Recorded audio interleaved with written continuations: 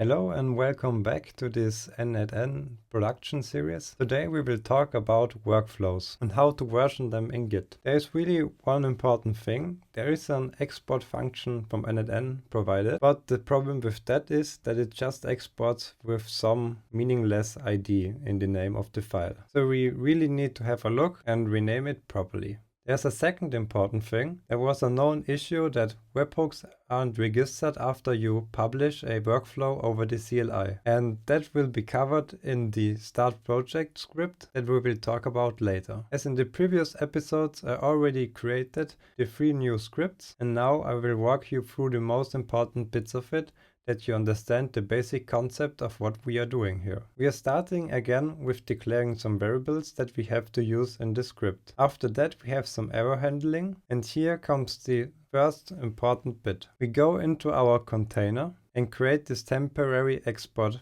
path, and then we call the n8n export workflow all function that exports all of our workflows into one single file. We then continue to move this file into our file system. And back down here, we read our JSON that is provided in the workflow export, and then we loop through every workflow that is contained in this JSON. At the very beginning of our loop, we will look for the name of the workflow and use that as our new file name instead of the ID that would have been created if we used the normal export function from n8n. Then we continue to create the file along with our new file name. It correctly exported 2 workflows, and we can also see them now here in our file system. This enables us to make normal pull requests and really have a look on the code that was produced inside of the JSON file. As you can see, in the dashboard we also have these 2 workflows, and the name is the same as the file name, which can be changed up here, and the export will know it instantly. Now we can continue to have a look on the import function. At the very beginning, we are starting again to declare our variables and then have some error handling. And then we will loop through our workflows directory inside of our working project. And there is one very important step where we read the JSON from the workflow and see if the workflow was set to active. This really comes into hand because later we need to know which workflows need to be published instead of just imported. So here we start by importing all of our workflows. After the import of the workflow, we need to check if this workflow should be published based on the active flag we looked upon earlier. If this workflow should be published, then we need to also call this publish function that n8n provides. In the very end, we just have some basic outputs to have an overview on what happened during the import. There is one more important topic. Webhooks won't be registered just by publishing the workflow again. The solution I found was by just restarting the n8n container and all the webhooks will be re-registered again. This is me from the edit. I forgot to mention something, because in each workflow when you use the normal export function, you will end up with some data that you really wouldn't want to commit. For example, your name with your email address will be committed.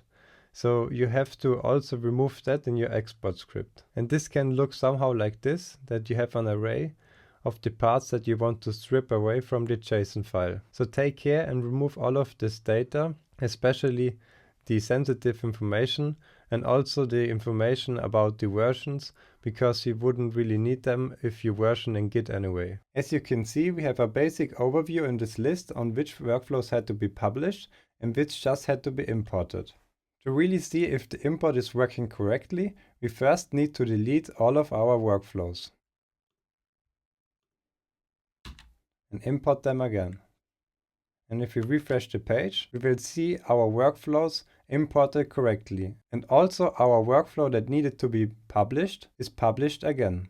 Now we have importing and exporting set up for credentials and workflows as well. But as I already said, there is one important thing, that webhooks need to be re-registered when you publish the workflows. If another developer would open up your branch, it would be a lot of work to run all of these scripts individually. It would also require some knowledge. That's why we need to create a start-project.sh. In this script, it has the basic same structure as always. We declare our variables at the beginning. Then we have some error handling. Also a function that is just checking if our endpoint for n8n is ready and healthy. And then we continue to start up our project, Docker Compose up, then check for the project being healthy.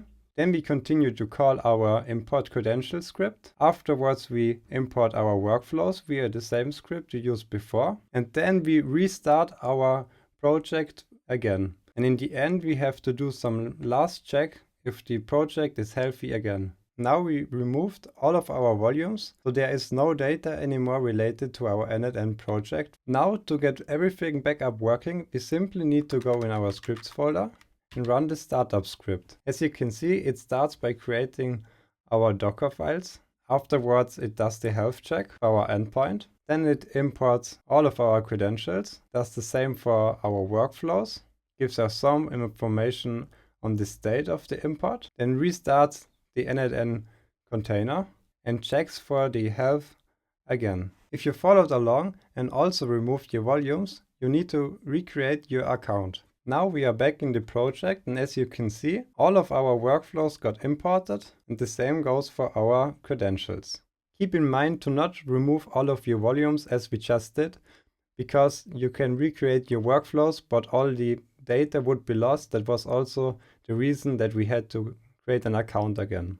This is how you can version n8n correctly, like every other developer project. Please let me know if you have any questions. I try to answer those as soon as possible. There will be one more episode in which I will talk about pipelines and how to set up Cloudflare that you can protect your important bits of the application. Until then, see you next time and have a great day.